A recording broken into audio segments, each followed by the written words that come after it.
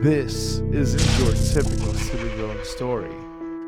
There is no master plan, no world to save. It's just one man dying and trying to settle the score of his past before time runs out.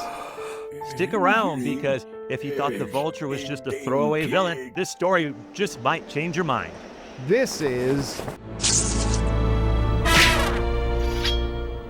Just Comics. Welcome back to Just Comics, your go-to for all things comics. I am Seth. And I'm Steve. Today, we're diving into Spectacular Spider-Man 186 through 188, better known as Funeral Arrangements, written by DeMatteis with art by Sal Buscema. It's a haunting human look at one of Spidey's oldest foes, the Vulture. Yeah, and if you're thinking, wait, the Vulture? The guy who could barely get a cameo in the cartoons, the old dude who, runs around in a green bird costume? Well, this is going to hit a little different. The Vulture doesn't just flap around stealing jewels.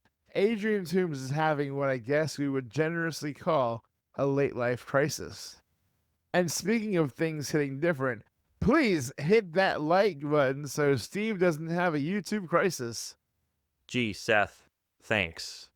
All right, so we open up with Adrian Toomes, the Vulture. He's dying, and time is running out. So instead of making peace, Toomes is set on something darker, making sure his unfinished business is settled before he goes.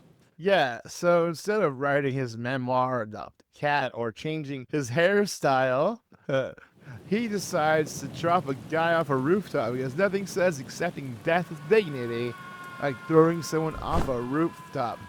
Inspirational stuff here, folks. And the most important piece of unfinished business is seeking forgiveness from Aunt May. You might remember we did a little video called Return of the Sinister Six, and in that video, Vulture had quote-unquote accidentally killed Aunt May's boyfriend, Nathan. Yeah, he had a heart attack. Toomes is actually haunted by that. He wants to make amends, even if it's the last thing he does.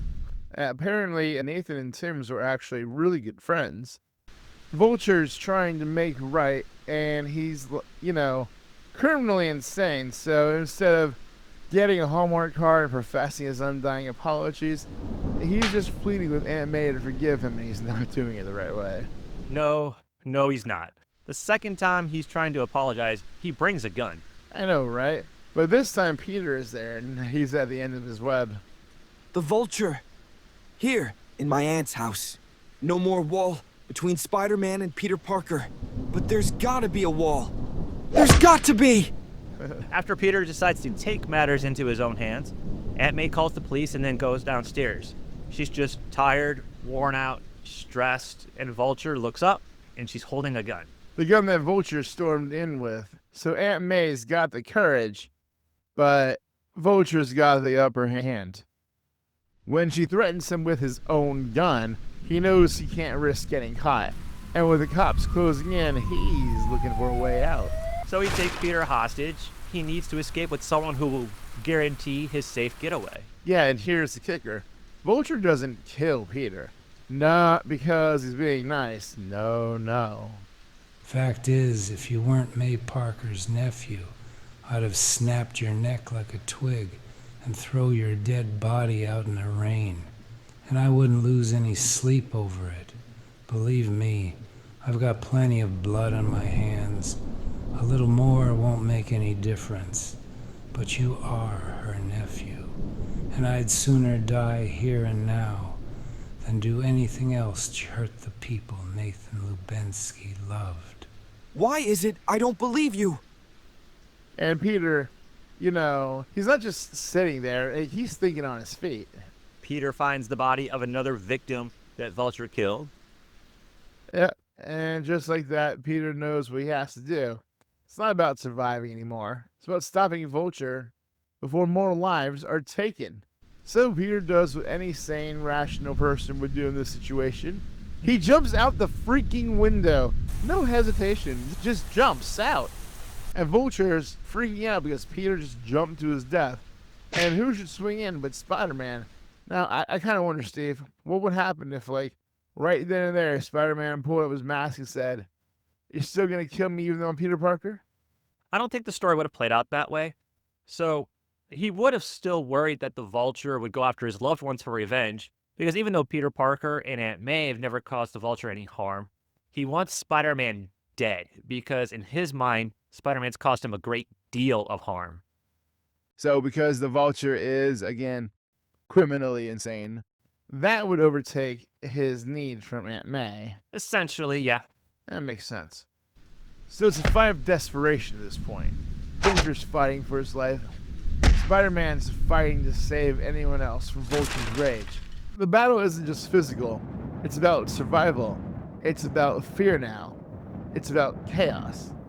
The two broken men at the end of their rope, or web, sorry. I just have to say that. During the fight, the Vulture catches fire. Spider-Man does what any hero would do. He saves him. Afterwards, the Vulture asks Spider-Man one very important question. Why didn't you let me die? Nope, it's not going to be that easy. And he takes him to Aunt May. Yeah, that kind of surprised me, to be honest with you. It's really heartbreaking, and he's broken. His suit's trashed. He wants forgiveness here, and he's asking it before he dies. But Aunt May's reaction is, I hope your death is long and full of suffering. Yes, but later she visits him in jail. I'm not really sure why I'm here. It's just, I've tried my best to live a good life, to treat people the way I expect to be treated. Heaven knows you don't deserve it. You killed my Nathan, and more I'm told, but what I said to you last night, I don't think I've ever said such a thing to anyone in my entire life.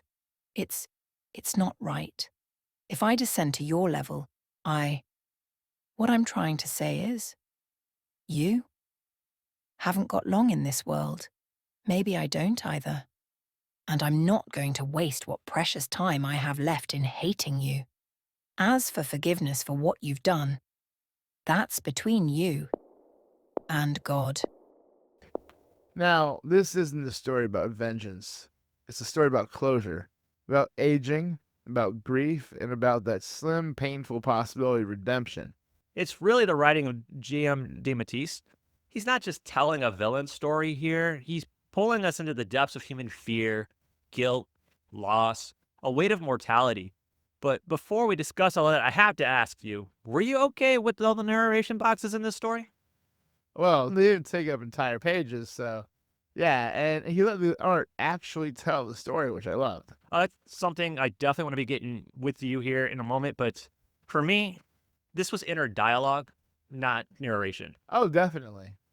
And Peter, like DeMatteis doesn't shy away from showing how exhausted Peter is, really leans into that emotional toll of being Spider-Man with that constant weight of responsibility while your personal life is unraveling. And he's really struggling with keeping that duality. When Vulture was there in Aunt May's house, he just really wanted to let loose, like, he's intruding on my personal life. This is not cool. And he's holding himself back from it so hard, you can tell. Until the one punch. Well, yeah, but for the one punch. But then also blowing up on Mary Jane a couple of times too. And I mean, I get it. She gets it. We all get it. You can tell he's pretty much at the end of his rope here. Yeah. I mean, the heart of the story for me lies in a lot of those quiet, tender moments. He lets the silences and the art speak for those moments all by themselves. Yeah. I wanted to talk about Sal Buscema's art, because he's not just illustrating the story. I mean, he is literally telling the story. Like, there's some pages that have no words on it, but those pages still say a lot. My Lord, can this man convey emotion and movement and just keep you glued to that page?